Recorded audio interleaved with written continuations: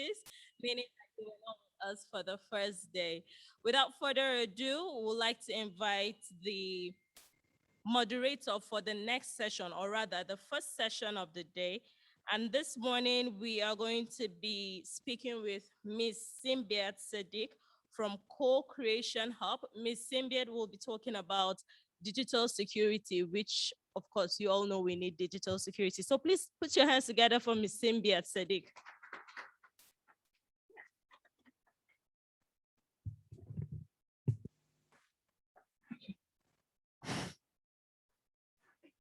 Just one question.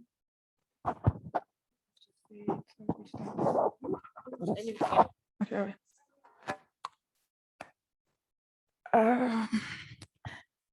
Okay. I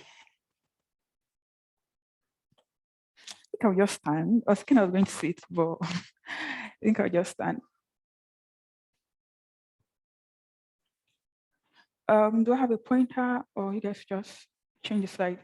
Change slide. All right, perfect. Okay, hi everyone. Good morning. My name is Simbiat Sadiq. I'm from Co-Creation Hub. Currently, I lead project for digital security. Next slide, please. So just like very brief summary about me. I have a BTech in cybersecurity. I worked as a SOC analyst, a consultant, information security officer at the top financial institution in Nigeria. Also, I worked with an initiative called No Go for MAGA. I think that was in 2020 to 2021. I know that actually rings a bell, right? I mean, No Go for MAGA. It's basically around cybersecurity awareness, but this time around, we actually targeted like the most vulnerable, like the grassroots, basically. And the outcome of the campaign was, I'll call it like a handbook, right? The handbook was basically around like stories around like digital security, cybersecurity, and I mean like even children can just pick up the book and read about it and just like get a hold of what it's about. So thanks to the organizers for inviting me for this program.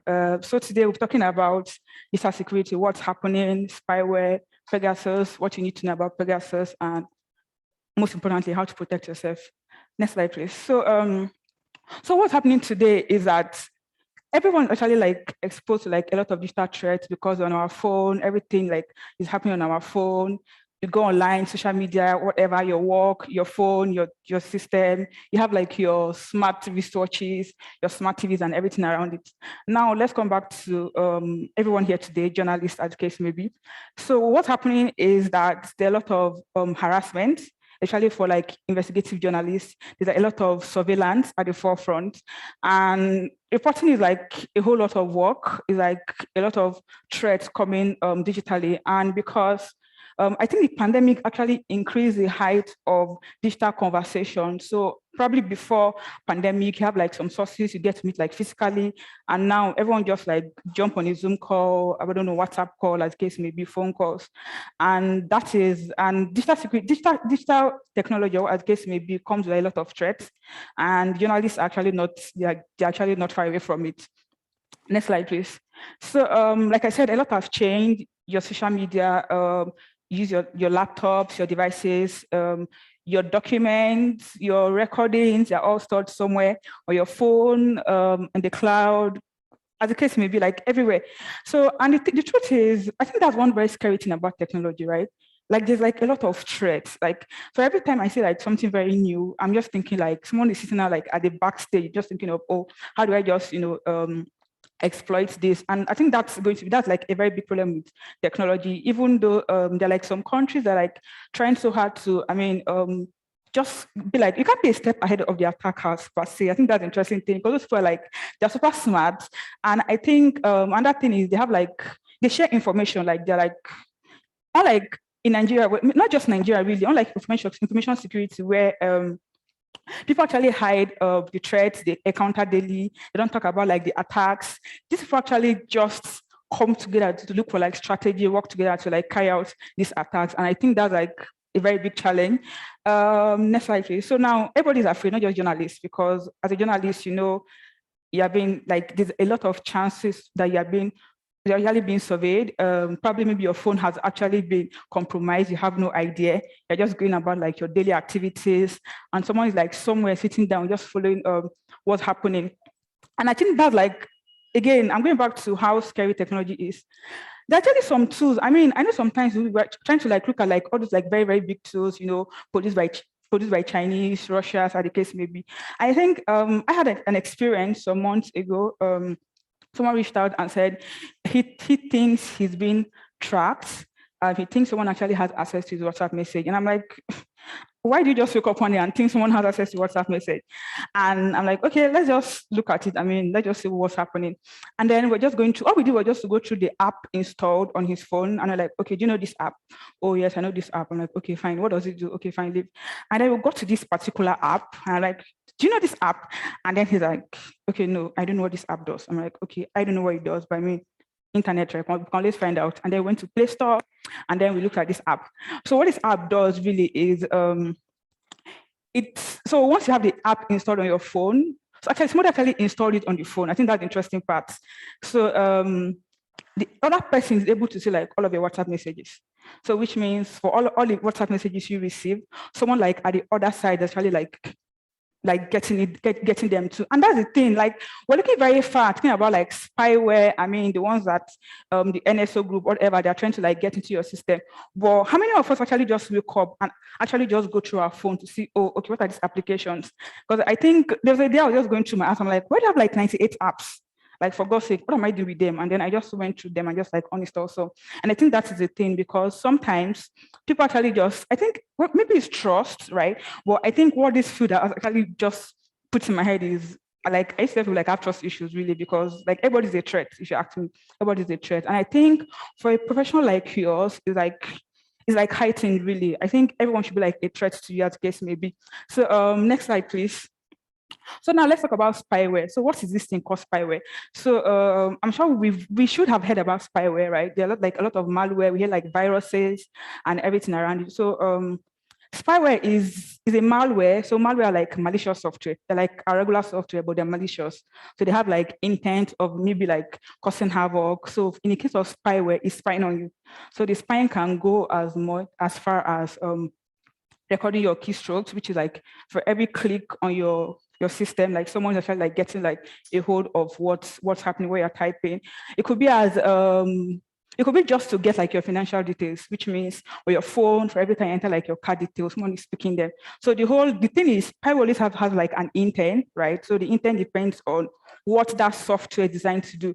And we're still going to go back to Pegasus, but again, spyware are like, I feel like there are like a lot of them, right? Even on Play Store, like a lot of them on Play Store. As much as Google tries so hard to like remove some of this malicious software, like I feel like they come faster than people actually notice. So people actually just use them and play around with them before someone picks it up and say, oh, okay, I think there's a software on Play Store that actually carrying out like malicious activities.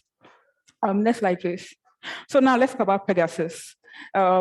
Interestingly, right, because I've been like in the financial sector for a very long time, and Pegasus is like one of the news everyone literally follows, right? And that's because it's like a very kind of interesting spyware, and it's been around for like a very long time, right? I think since like 2016 thereabouts. So they just come like different variants and different ways.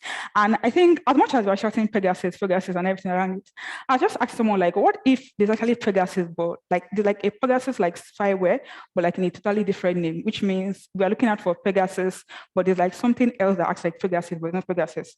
Well, that's just a thought, really. So next slide, please. Okay, so the Pegasus is like a hacking software that was developed by NSO Group, right? Actually, it was licensed to the government and by the Israeli company, and it has this capability of like infecting like billions of phones running like Android or iOS. So I remember when people used to be like, oh, I use an iPhone, I can't have like virus, I use like an Apple system, I can't get like virus on my system and everything around it.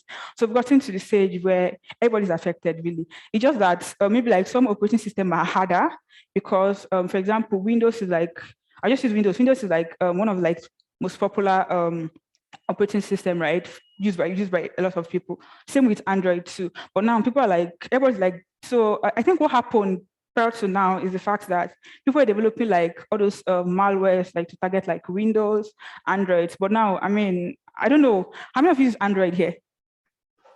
Okay, iPhone. Okay, interesting.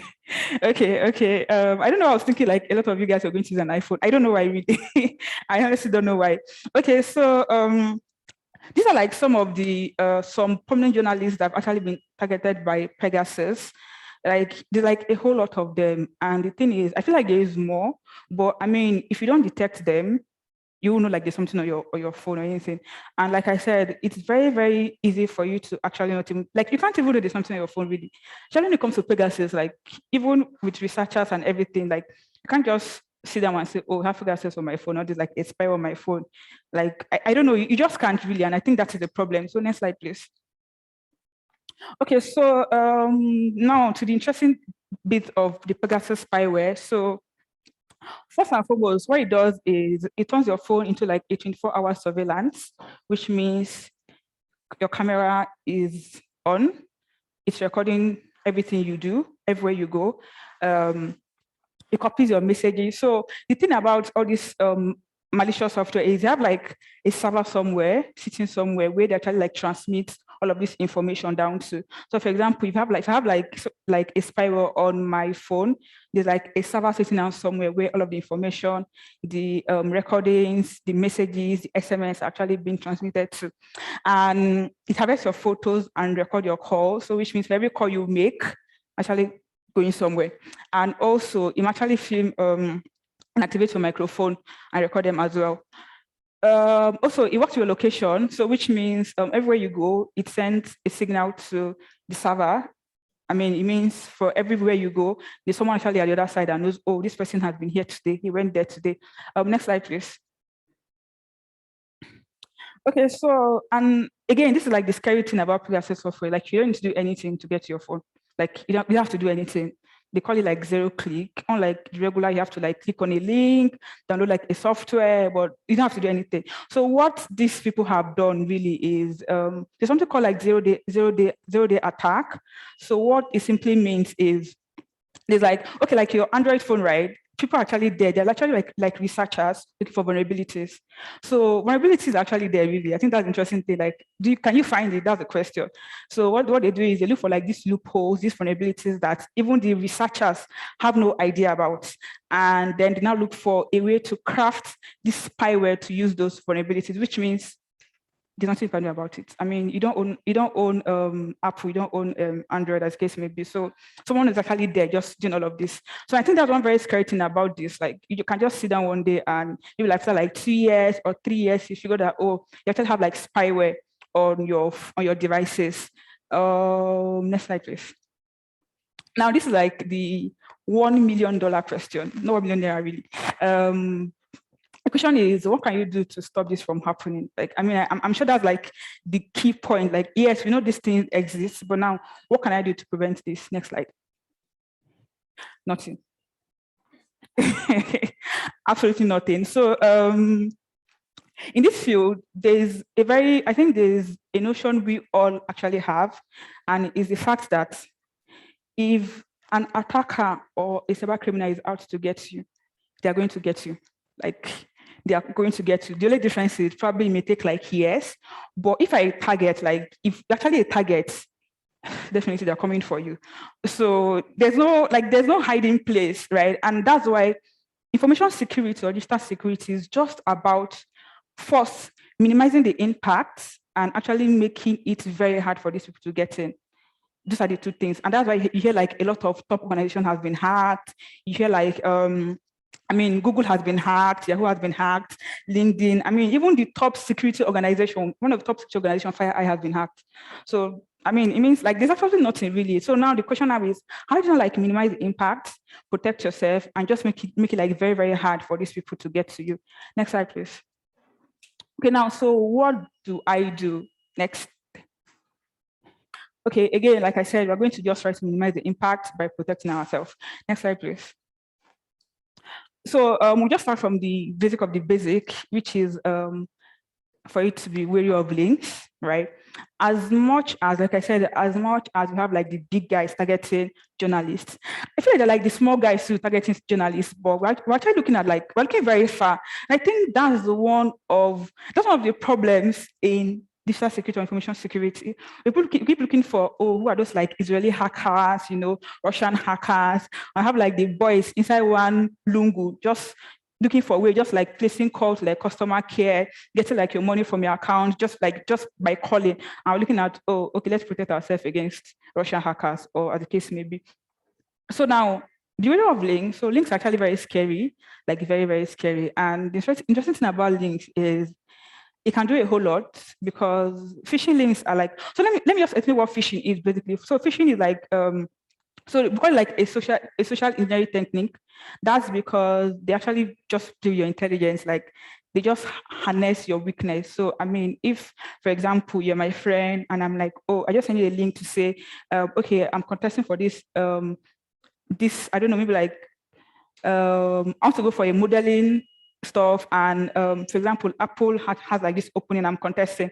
So can you just click and help me vote? I feel like a lot of people just click and, oh yes, he's my friend, right? Just click and just to vote.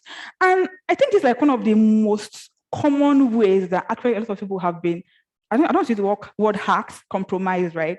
So I'm like very active on Twitter, right? And I receive like a lot of links, and I'm like, what's this one again? Like, so I'm a kind of person, if you're like, oh, there's like this competition I'm trying to get into, and send me a link, I'm going to be like, oh, can you just tell me what the competition is? Maybe like Instagram account or something. I could just go there and vote for you, but I don't trust people. That's just the truth. Like, I have trust issues at this point in time. So that is it. And another thing is, how are you sure it's actually your friend that's sending you the link? Because there's a possibility that someone else actually has like access to your friend's WhatsApp. Like there's like the case of the spyware on WhatsApp, and you just click on it and boom, that's it.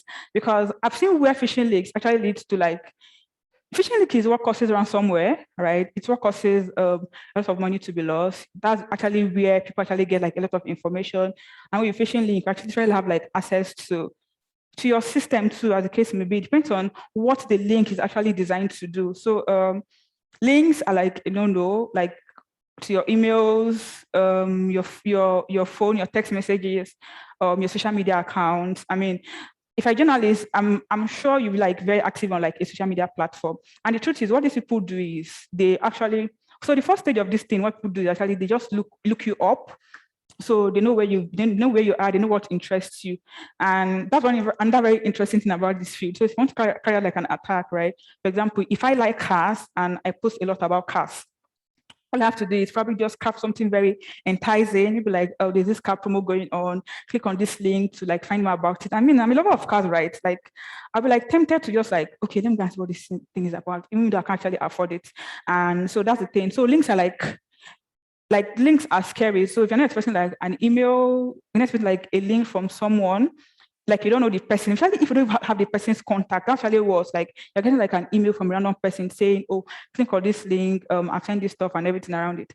No, like you should just delete. I mean, the person should call you and reach out to you. And I think that's it for links. So next please. So we're going to talk about encryption and implementing backup.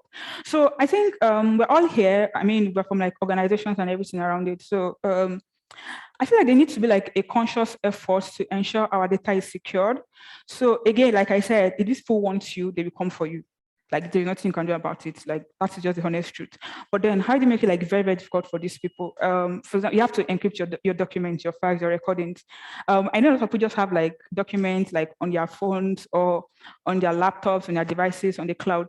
There's something called like password, right? And it's something actually just like do with your documents, and Microsoft has it, PDF has it.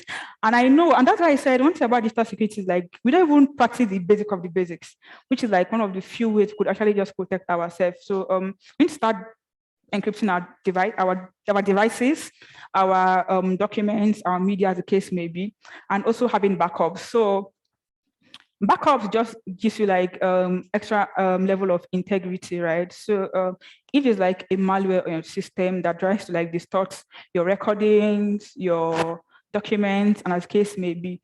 You should have like backup somewhere, not backup, don't backup like on the same systems as good as, I mean, you don't have a backup really.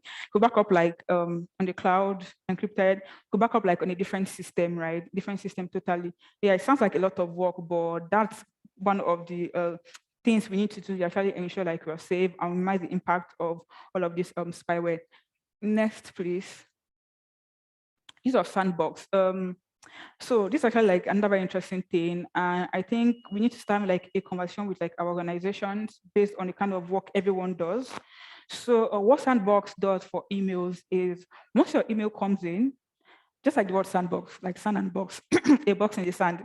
So once your email comes in, there's like somewhere it stays first before it actually gets to your inbox. It stays somewhere. This, what the sandbox does is it analyzes the email, the links, the documents, and everything around it. So before it passes it down to your inbox, it actually makes sure that they're not like threats, maybe like a link, there's not like a malware like embedded in the link, a document as the case may be. Well, okay, most times it doesn't really mean the email is clean. Again, it's just to, just minimize the impact, right? So a lot of times it just strips off all of that malware, spyware, the case maybe before you get the email. Because I mean, how many people actually understand security? Like, they're like a lot of people, and security is not your work. Like you're a journalist, you're not a security person. So why do you have to start thinking about security like when you have like a lot of work to do? So just gives you like an added layer of security before emails comes to your box. So next, please. Now, pop-up. I'm sure everyone has actually experienced this. I mean, have you seen a site and then something just pops up, and it's an ad really, just pops up from nowhere.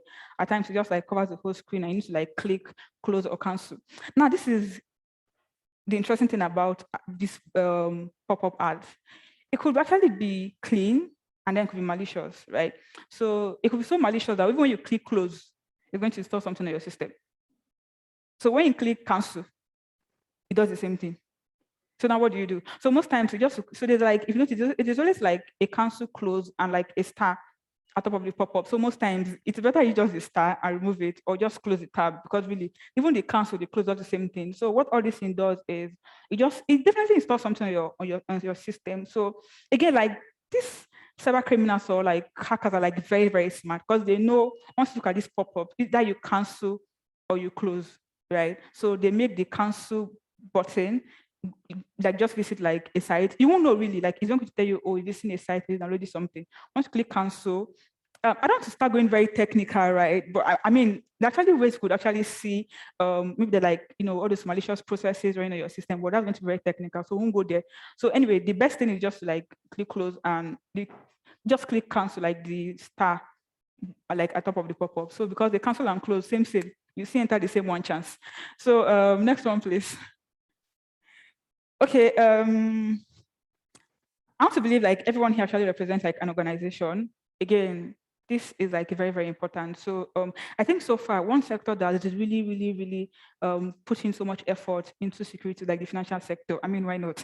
Our money is involved. So we don't wake up one day like, oh, our money is missing. So I think it's time for like all media organizations to start investing in like security too. I'm going to use EDR as like a very key one, because, okay, let me believe everyone has like antivirus or as the case may be on their system. But in this stage, antivirus is just like making it be like, say, we'll not get anything. Like that is what antivirus does these days. So we have something called like the EDR, right? So it's called Endpoint Detection and Response. So what it does is, okay, I'm going to make it as non-technical as possible. So what it does is you install it on the system, and then it understands your device. I'm going to use your phone or your laptop as the case may be. So if there's something like not normal going on your system, it flags it. It could be like, I mean, something not malicious, something very clean, but just because it's not something that like happens like always on your system, it just flags it. So in the case of, for example, you visit like a site, and then normally when we visit sites, you didn't go to download, but maybe the EDR detects that when we see the site, something else actually installed on your system. It flags it and shows you that, oh, there's a process or there's like something that's been installed on your system. So that's what EDR does. And I think what's interesting about EDR is it has like a central dashboard. So again, you get another like security people, right? People are like journalists. So this is where your organization has to come in and like start investing in these tools. I mean, it could just be like one person, like a 50-person organization that like manages all of this, because it's at this stage, I feel like it's like very, very important. Like it's very, very necessary for like every organization to have like at least an in-house security person and someone that manages like the list of all the list, like of all the tools, at least as far as understanding when they're like malicious processes, malicious stuff on your system. So next please. So have like a trusted security advisor. So when Pegasus happened, like a lot of journalists were panicking. I don't know if you guys panicked really, but I know a lot of journalists were panicking. And then someone came up with, oh, there's like an anti-Pegasus software, right? Which means it will remove like Pegasus from your system. And people started downloading it again. Another malware, another version of spyware, like back to square zero, -10. And I'm like, I mean, I understand it's the fear of, oh God, there's something out there, I need to protect myself. But how do you know that is what protects you? Because I mean, you're just a journalist. So that is what having like a trusted security advisor will do. Again, he or she doesn't have to be like in-house, could be like maybe like an outsourced consultant, as the case may be. But it's just someone that when there are like cases like this, you could actually run to and say, oh, hey, I think there's a problem. Like, what do you think we should do and everything around it? Because when I was looking at the stats of people that actually downloaded this anti-Pegasus antivirus, I'm like, ah, God, there's problem. Like, there's a serious problem. So I think that is why everyone actually needs, or every organization needs like a trusted security advisor, like to get like first-hand security advice, as the case may be. Next please. So now, I feel like, I don't know if everyone should know this, but I'm just going to say this, right? Move your device away. So I know we have cases of, we have like a conversation and saying, ah, God, I need to buy a cow. And the next day, you're seeing cow on Instagram, Twitter, Facebook. You tell your friend like, ah, I think a baby is coming next. It's actually like baby stuff. I'm like, ah, what's happening? I don't understand. So when my first rule, anytime we go like for a meeting, like a board meeting, they ask us to like drop our phone outside. I'm like, what's all this now? I don't understand. Like, what's the whole fees about? But then going up, and I realized, oh, now I know why. Like, this actually makes a lot of sense. So now you're a journalist, right? You have like a lot of conversations. As much as you have some like maybe like online conversation, your Zoom, your what, I don't know if you use WhatsApp, but well, your WhatsApp, your phone calls that could actually be spied at. What of those conversations you have with like your source, like one-on-one, and your phone is like sitting down there? So okay, yes, I think this is where we come back to spyware, right? So let's assume you have like Pegasus like on your phone already. Like, I mean, you don't know, right? And you're just like going about like your normal activity and everything around it. So we're talking about minimizing the impact, right? And then you go out to like talk to your source. And then talking to your source, and remember what Pegasus does is it records like all of your activity, where you go to, where you've been at, activate your camera and everything. So imagine now you're going there, right? And you go with your phone, you're having a conversation, like you just drop your phone, maybe in your bag or something, like, well, most people like maybe like at the middle or like in front of you, and then you guys are like having a conversation. It's as good as the third person is there, the fourth person is there.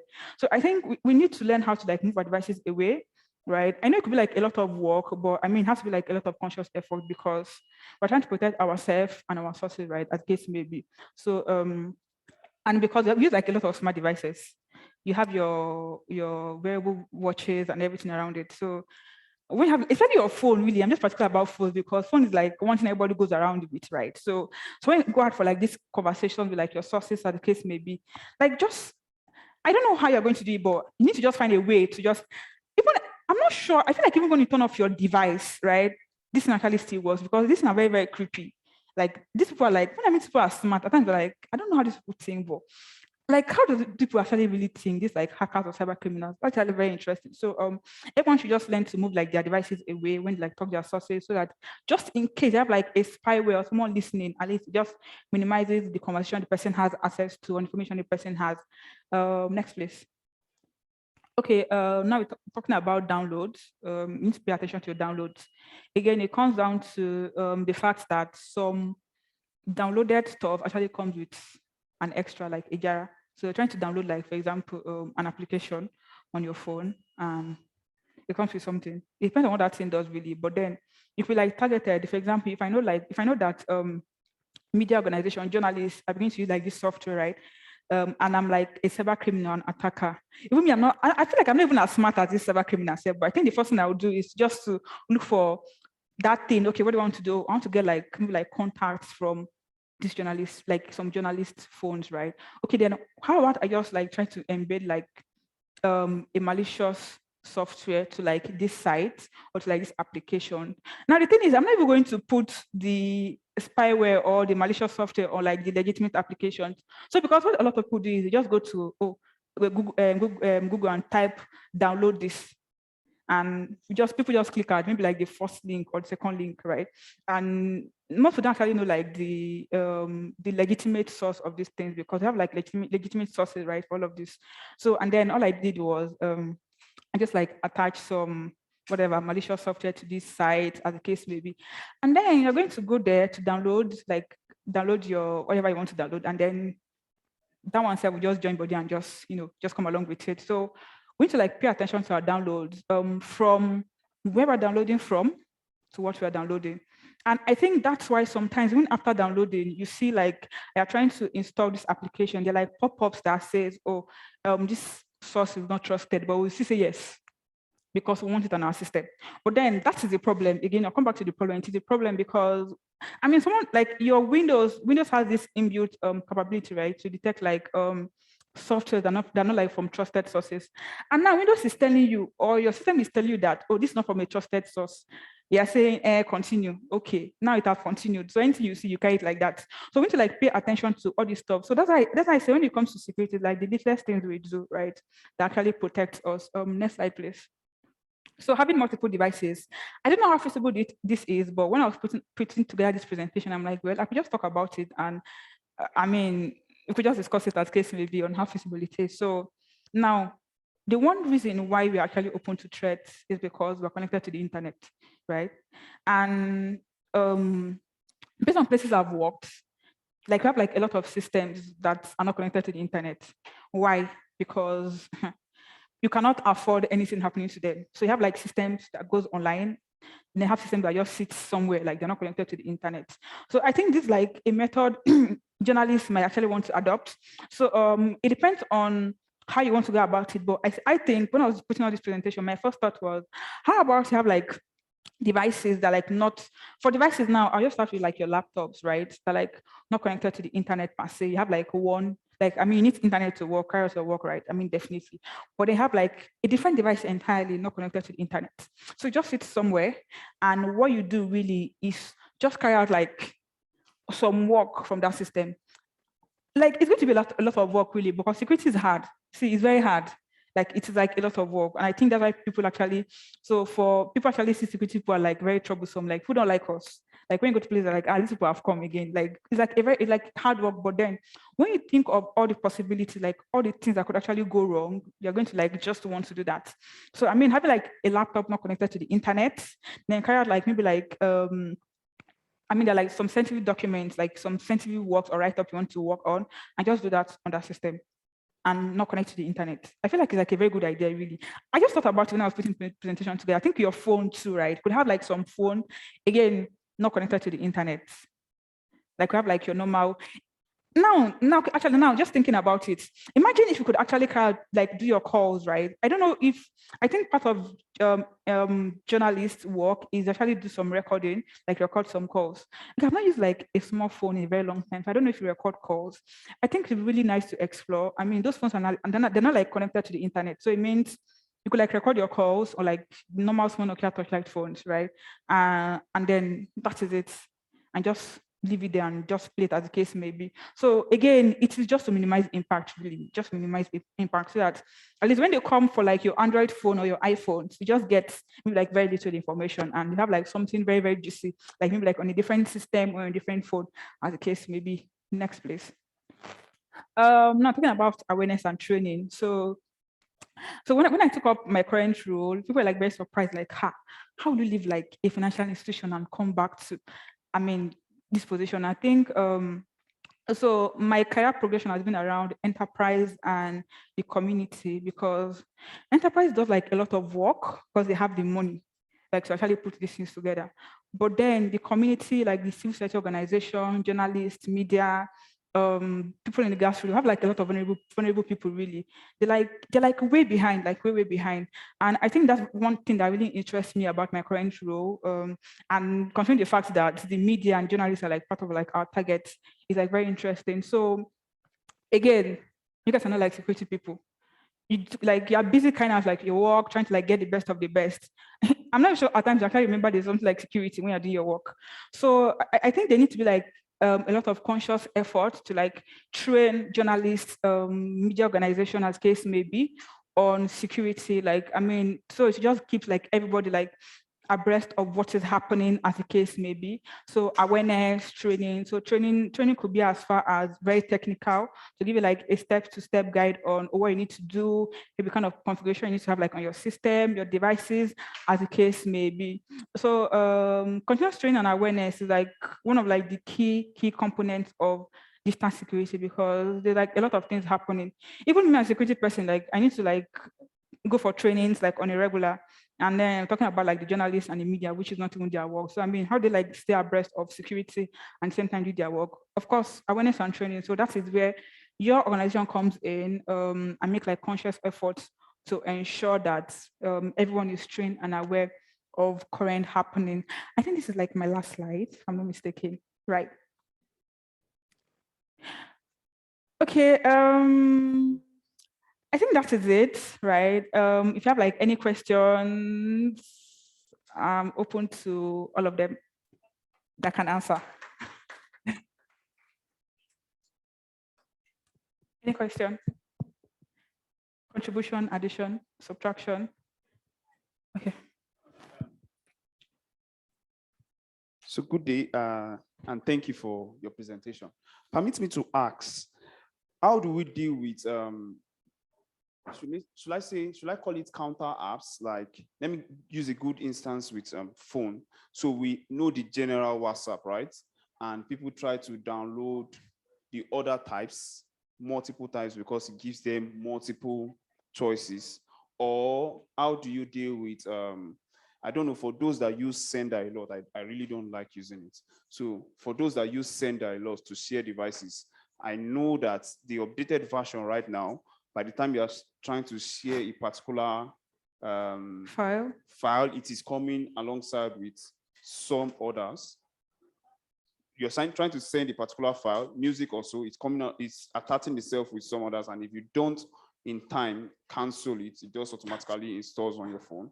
Or the last example would be phone devices. So you probably got a new phone, or you are made to update your phone, and it just automatically, I'll give you a good instance. Mine, maybe because I connected it to the Wi-Fi of this place. So I discovered between yesterday and today, almost the old setting of my phone has changed. And naturally, I am not a game person. Like, I don't play games. So right now, I can tell you I have about 6 or 7. I see your phone alone, but yeah, go ahead. No, maybe I'll give it to you so that you help me check it out. So how do you deal with you not installing some apps, but you are trying to do one or two things and they just attach themselves around it? How do you do that? WhatsApp and this.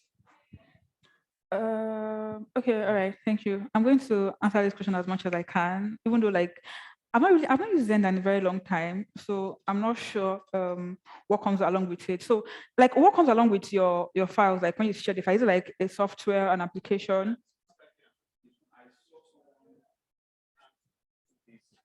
Some days ago, and I saw that most likely if you try to share music, so most people are not used to downloading because they feel rather than download, you can just send it and stuff like that. So for those that send it, I know that it always attach some files. The recent updated sender always attach with other files, like maybe it's complementary files, but it just attach itself. Complimentary. Okay. First, I think I have to look at that. But again, the thing is, and I think that's one very sad thing about this stuff. For example, it means if I'm going to want to use Zender, again, it should be like optional. You should have like a choice to actually pick if you want to install these things or not. But because I've not really looked at it, I don't know how it works. So I can't really like answer that question. So I don't give you like a very, very wrong answer as case maybe. So I'll probably just look at it and yeah, we'll talk and get back to that case maybe. So yeah. Yeah, so good morning. Okay. Yeah. Yeah, so this is actually unfortunate, but part of what happens to us as journalists is that we usually get into trouble with, I mean, let me say this exactly how we say it back home. We get into trouble with senior government officials because of one or two things, especially as you involve yourself in investigative and accountability journalism. So sometimes when you get into issues like this, you're very much concerned as to whether your phone is not being followed, you're not being followed, your messages are not being watched, and so on. So, I mean, with COVID, we talk about signs and symptoms, right? So when your phone is being hacked, all right, when your conversation is being followed, are there ways that you would know, perhaps in the way your apps are working, or also, are there signs and symptoms that you would really know something is really up? Okay, all right, thank you. Sorry, I didn't get your name. Okay, all right, thank you. So I'm going to go back to Pegasus because that was like very interesting spyware that's actually, I mean, news that's going around. For Pegasus, no.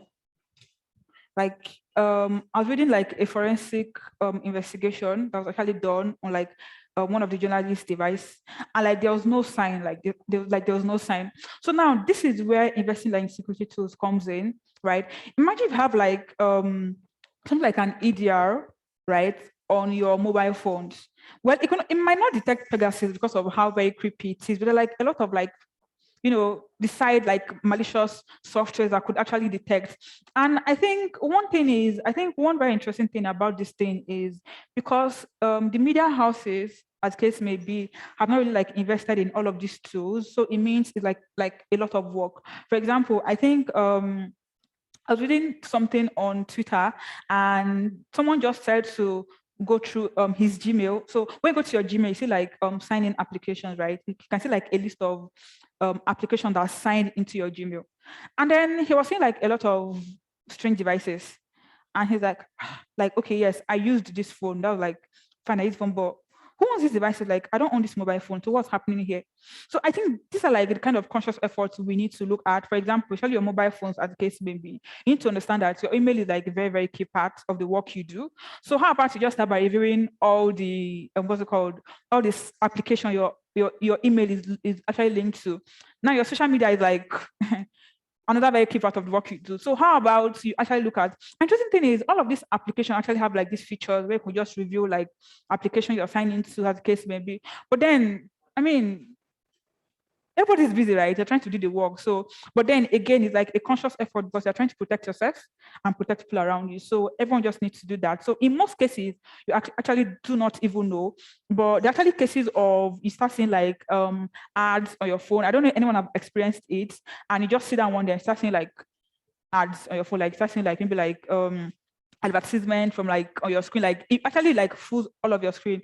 So it could not be like something like a spyware. It could be, it could not, but then it's just something like you need to just look at and just pick your phone, your devices, as the case may be. So, any more questions? Thank you very much for your wonderful presentation. I have to say, while you were talking, I was scared already, thinking perhaps if my phone was safe.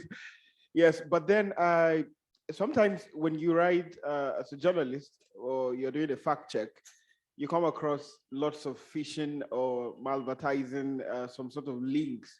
And this requires you to sort of open it and see what it is because you're going to write about it and you need all the details as regards.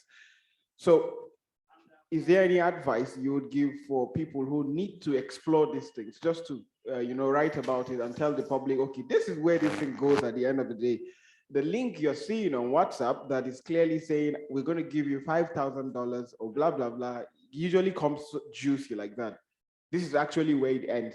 So do you have any advice you give for people, journalists, who really need to open this thing and see? And then secondly, you mentioned quite explicitly that you sort of have passion working with civil society. In fact, that's why you left more juicy. Yes.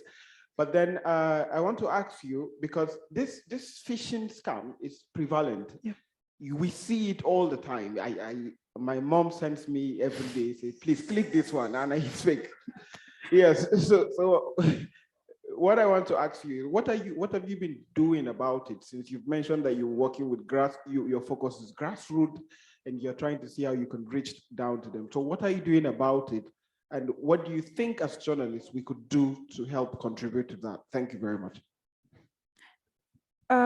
Okay, all right. Thank you for that question. So I just start with the first. So again, this is where like security tools come in. I mean, yes, actually quite like I agree with you, like a lot of links you actually need to follow to like get leads on, your investigation or your journalism as case may be. So and that's why I actually talked about antivirus very specific because I'm saying that probably like a lot of us have like these things like on our laptops. I don't know how many people have like antivirus on their phones, to be very honest. How many people? Wow, okay, that's interesting. Okay, I think that's interesting, considering the fact that a lot of people actually visit these links with their mobile phones first before going down to actually access them with their laptops. So I just start with the laptops. So for the laptops, again, yes, antivirus or anti-malware is good. Like, I mean, I'm not really looking down on them. It's actually very good. But I'm just saying, considering the amount of work or the sensitivity of the work that you guys do, like there needs to be like a conscious effort to invest in something else, the EDR, which is like the endpoint detection and response. So which means you are going to visit this link, right? And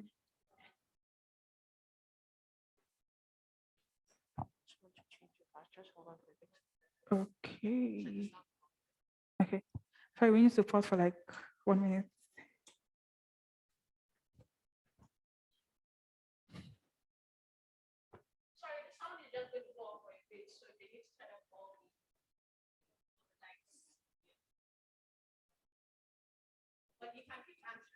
Okay, all right, perfect then.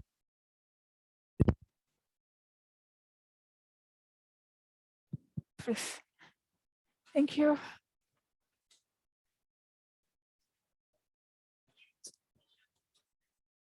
Okay, let me know when we are good.